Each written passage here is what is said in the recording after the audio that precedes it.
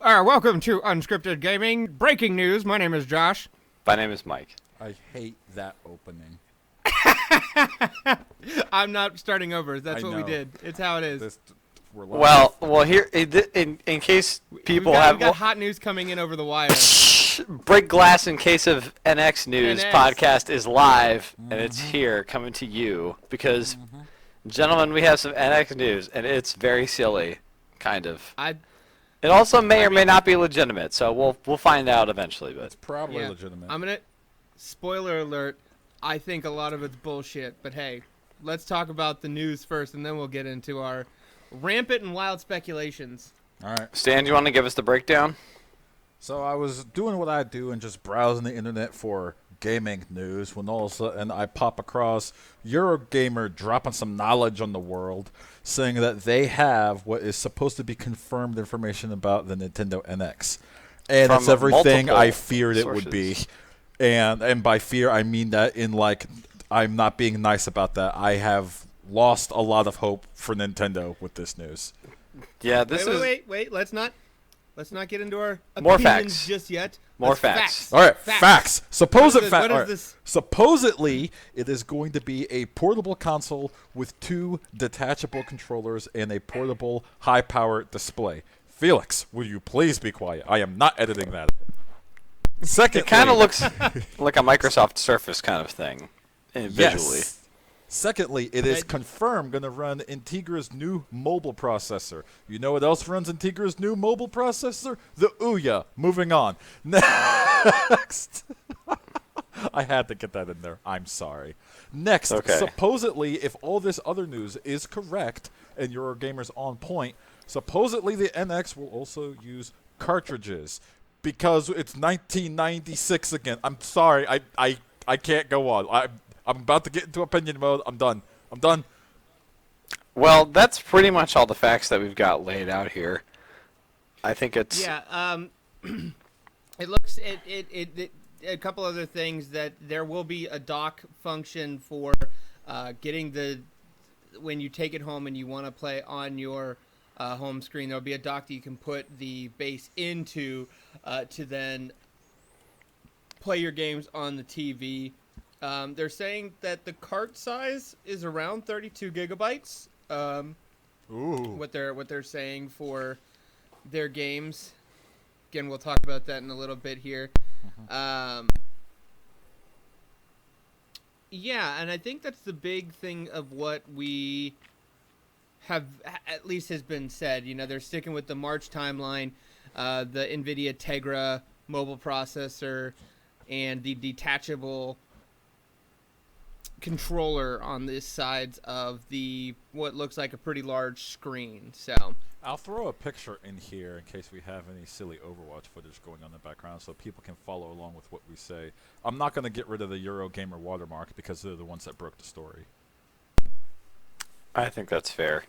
And honestly, I mean, while we've heard a lot of things about this, I mean, you know, we've heard that it's going to be as strong or stronger than a PS4 and Xbox One in terms of its performance. We've heard it's going to be portable. We've heard not portable. So we've heard a lot of things about this.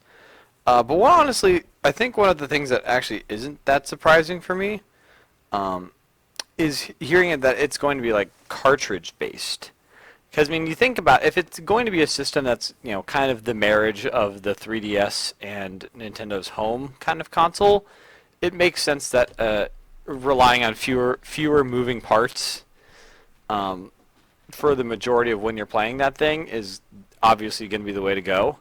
Yeah, an optical media just isn't going to work for a handheld device unless they wanted to make another UMD, which I don't think bring back the mini disc. And they already have the mini disc. Stop it. But I mean, so. And then I guess on the other thing, it's like you can't have. I mean, not yet.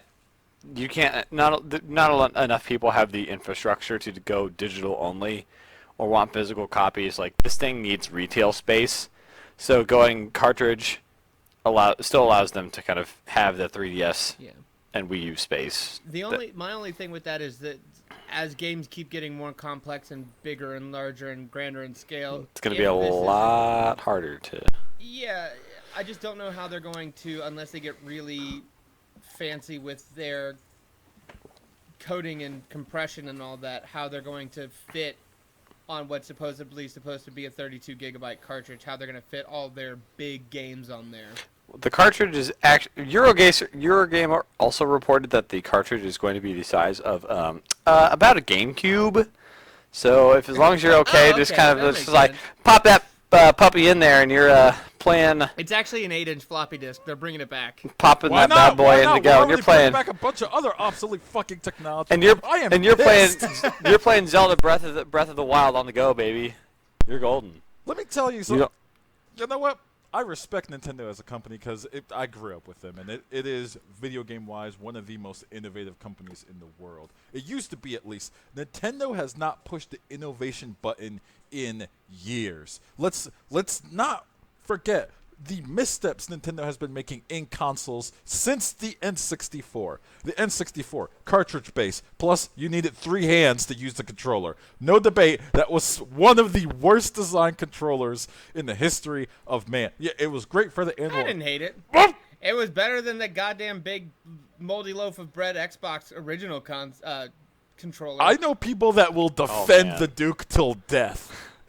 And those are people who are 8 feet tall and have hands the size of boulders. At least they could use it. At least those 3 people, normal people, couldn't use the original Xbox controller. The core design of the controller was fine. It was just that you couldn't reach the buttons. With the N64 controller... That's bad core design then. No, hold on. The core design, all they had to do was shrink it by 20%, and it's probably one of the best controllers ever made. But the N64 controller, literally 1/3 of the controller at all times cannot be used. That is bad core design of a controller. You don't need to have all that stuff half the time. Stop! I like the N64 controller. I'll defend that motherfucker. Same thing with the GameCube controller. I thought they were both great. I'm not going to besmirch the GameCube controller for its controller. I'm going to besmirch the GameCube for just being... it was actually a fine system, all things considered. Perfectly fine. The GameCube controller is fine. It's just weirdly small. The Wii U was... I mean, the Wii was a gimmick, and the Wii U is just behind the times. I think it's harsh to call the Wii a gimmick. It might be a gimmick for like a lot of people like us who play a lot of video games, but it also, sold crap tons of copies. So both other game companies add stuff to their consoles because they were so afraid of the market share that they had captured and the audience that they had attracted. So I mean, it may be gimmicky, but I think it was important, and I think it was a massive impact on the gaming community. It may not have been lasting, but it sure as hell made an impact. It's a gimmick, but it also happens to be a gimmick that sold untold millions of consoles. Yeah. So and at least they did something new, because it was like, hey Xbox, hey, remember the Xbox? Here's some more Xbox. And then they gave you some more Xbox. It was a good Xbox. Are you saying the Xbox 360 was not a successful console? Let me hear those words come out your mouth. I'm just saying it was unimaginative. They just made the Xbox a little nicer. Which is what people... all right, come to Jesus. We're getting off topic. All right, I'm sorry. Focus. I'll get back Laser on topic. focus. My problem with the NX is, again, if this is true, if it's only using 32 gig cartridges, has Nintendo literally learned nothing? I don't care if they're bragging like it's going to be more powerful than the Xbox One. Okay, Microsoft and Sony have 2 placeholder consoles on the way that are going to be leaps and bounds more powerful than the Nintendo NX. So by the time your Nintendo NX comes out, it'll already be obsolete. Oh, and the amount of memory that your disc, your cartridge can hold is a fraction, or probably half, of the amount of memory that a dual-layer Blu-ray disc, which the PS4 and the Xbox One currently can hold, which means that they're about to release games on outdated software. I don't understand the line of reasoning for this monolithic Japanese company. I really don't. Maybe it's because... It makes sense because, to me, again, you can't have a Blu-ray drive in something that you're going to have be portable. Don't make it portable. You're just going to scratch it to hell and back. You're going to break it. That's not a good thing. You're going to have an Xbox 360 situation with discs getting ruined and things like that. So that that's one way to avoid it, because honestly, if they have most of the game on the cart and then they get the rest offline. I mean, games already are doing that right now. PS4 and Xbox One both have stuff on the disc, but then they download a bunch of updates, tens of gigs in size often, from the internet. So that doesn't worry me as much. And you know what? Even the fact that you're going to be able to take this on the go and still play those level of games portably. Is anyone asking for that? That's kind of what I was thinking. That's a good question, Stan, because I was thinking, we were kind of expecting like the NX to be kind of Nintendo's punch back into like the big three here, or if you want to call it that, I guess. But again, it's really hard to. I mean, I disagree. What we kind of see about this, it's like I don't think. I mean, again, I don't really know what Nintendo's goals are. I don't work there or anything. It really doesn't make it. It kind of doesn't change the thing that like change the notion that a Wii U is a nice complementary gaming device to have. It's not like, but it's most people who own a Wii U and are pretty big gamers probably play most of the time on something else. Yeah, it's true. And I think, I mean, if that's what they're going for, I think the NX can do that quite well. Kind of being considering that the 3DS has sold like 60 million units to date, like there's clearly a market for a device, a very heavily dedicated gaming device that's not a cell phone. You mean the 3DS or the Wii U? Yeah, the 3DS. Okay, I'm sorry. Go on. So something that is, really kind of marries those things there's demand for something like that. Like there's, but it really is just, it's gonna, like in terms of just like the raw power, it's they're definitely not really closing that gap, and it's, again, I don't think that's something that's ever really bothered Nintendo, and they've still made some absolutely gorgeous games with technically outdated tech on the Wii U, but again, it's going to be interesting to see, like, I mean, this doesn't really change the fact that they're kind of on the outside looking in here in terms of, like, capital G games. To your point of which is a good figure, I think it's correct, I haven't fact-checked it, the 60 million, we'll say 60 million 3DS units, which is a ton of units. But that's because they're like myself. That's because they're like 130 to 170 bucks. A parent is willing to part with that for their child in hopes it'll get them off their back. If this retails for probably like $300, most parents aren't gonna buy that and hope their kids don't break it on their way to school or something like that. That's a little bit too big of an investment. Josh, what did you have to say? You had mentioned something. I disagree. Well, first off, I mean, they are in the big three because there are three console manufacturers, really, and, they still have market share. They still have people who buy their games. Yeah, it's not what it once was, but, that's not the point. And I don't think they're making a play to try and become a heavy-hitting console like the Xbox or the PlayStation. Those kinds of people are not necessarily going to go and get a Wii or an NX. What they're really trying to do is they're trying to unify their platform, and they're trying to get the Nintendo fans who didn't get a Wii U onto the next console, and they're trying to make a great place to play great Nintendo games anywhere. Exactly. And I think that's their big focus, is they want to give the consumer the flexibility and a good enough piece of hardware at a reasonable price that they can go and they can have their mobile device and their home console in one compact unit, which is attractive to me, at least. I think that'd be great, because there's a ton of 3DS games that I may be interested in, but don't necessarily feel the need to go buy a 3DS when I have the home console. But if my home console could just play those games, especially if I have a big TV and a screen in my hands that gives me the functionality of a 3DS for all intents and purposes, I think that's a good thing. And I think, I think you do make a good point here, Josh, because, you know, I was kind of saying that this like has Nintendo kind of really on their own as like a, not like seen as like, oh, this isn't for hardcore gamers, but I mean the writing, like that's a tough environment right now when you think about it. I mean, you're never going to outpower like what PCs are capable of at a price that can beat like just building your own PC. I mean, Sony and Microsoft already have so many services built in to keep those gamers who have those consoles from jumping ship. Like if Nintendo went to something that could be considered a direct competitor to the PS4 and Xbox One, so it's like, I mean, because you have so many digital titles, you can't move those.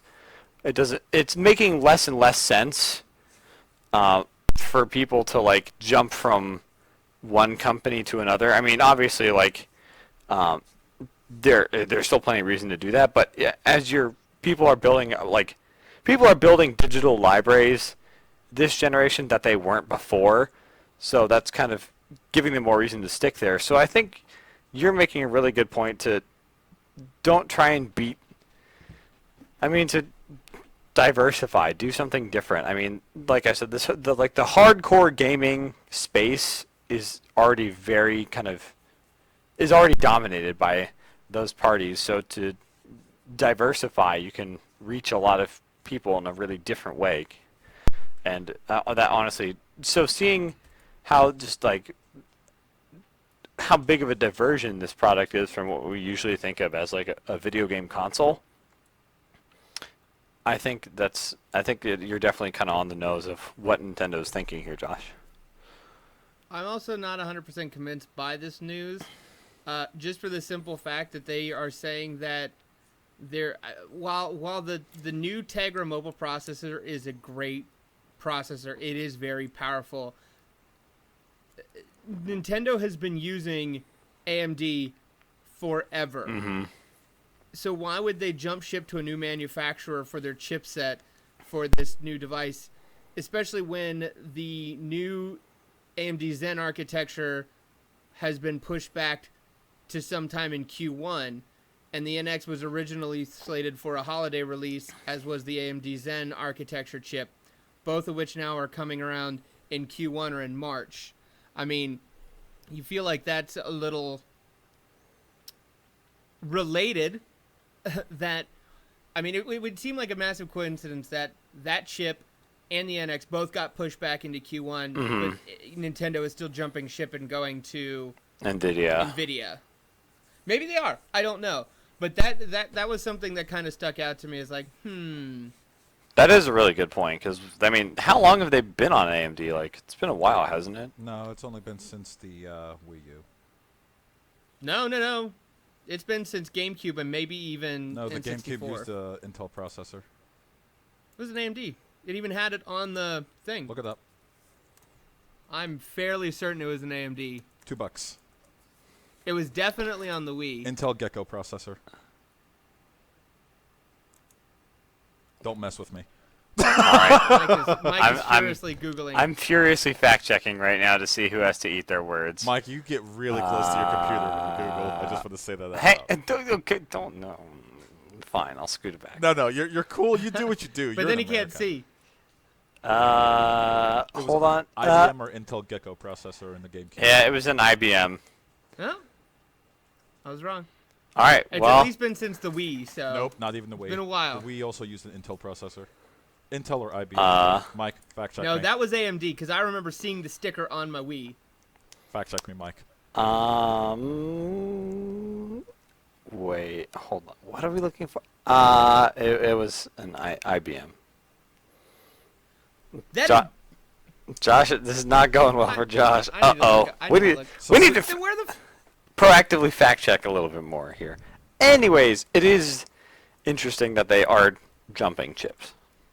No, it's not, because they've only been on AMD for one set. It was more interesting when they jumped from IBM. They're just playing around. They want to find out what's going to give them the best power for their buck. Here's my biggest problem with it. Think of this long term, and this is why I brought up the cartridges being stupid. Any third-party company is going to give this a year, and then they're going to say, you know what, too hard. We're just going to go with the other people that are going to sell us more anyways. So it's going to be that second console. It's going to be your Nintendo machine that sits underneath your entertainment center, and just like mine over there, just sits there, collects dust, and you wonder when the next really good Nintendo game is going to come out once every half year. And then Nintendo will look at their amount of money that they've made over the last couple of quarters and wonder, gee, why isn't anyone buying this? It's Wii U 2.0 is what I'm getting at. I mean, it's honestly going back, like, as far as, I mean, Nintendo's, I mean, they've had third-party support, like, but it's, I mean, they it's always really lose slowed it down, in a year even or two. since the GameCube era, and that is a good point, Stan. It's creating like a console that's so radically different. I mean, they do have a lot of people for the 3DS who are doing third-party stuff. Yeah.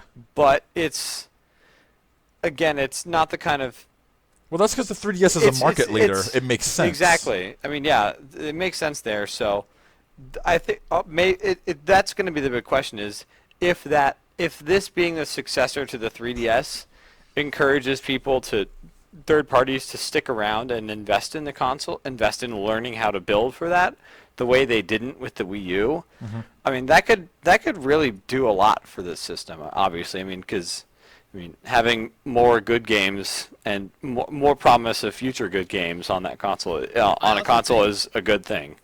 It's also been reported, and they haven't said what it is, but there's going to be a new operating system, and we talked about this earlier that they might go some sort of Linux-based operating system that's a lot more friendly, kind of like the PlayStation and the Xbox, mm-hmm. which will also help spur on third-party development. Because some of it's not just the fact that they're not necessarily people buying games for these consoles. It's just that it's complicated to design games for when it's a lot easier just to make ports for Xbox and PlayStation. So they make that easier to do the work to put it on there. They're more likely to do it. You know why it's easier to put a port on an Xbox One to a port to a PS4 to a port to the PC? It's because it all runs on not Linux, but x64 architecture in the background, which means all they have to do is simply program the game for a PC. Then they take the code and they literally change the input configuration to either a PS4 controller or an Xbox One controller. For an NX, they'd have to make a whole new game based on the UI configuration of these charts that I'm seeing right now. That is why most third-party developers jumped from the Wii U. They're like, there's no cost benefit to make a good game for a system where we have to change the fundamentals of the entire game. Not to mention, those controllers don't have a tablet interface. Why do we need to make a game with a tablet interface when like 1 million people own a Wii U, but 7 million people own an Xbox One and PS4? This is like at the beginning of 2013. Not to mention the amount of millions, possibly billions of people that have it, that can get it on PC. Why even make it for the Wii U? That's lost revenue. That's lost time. And we're looking at a repeat of history if this is to be believed. That's why I said Nintendo's stuck in the past if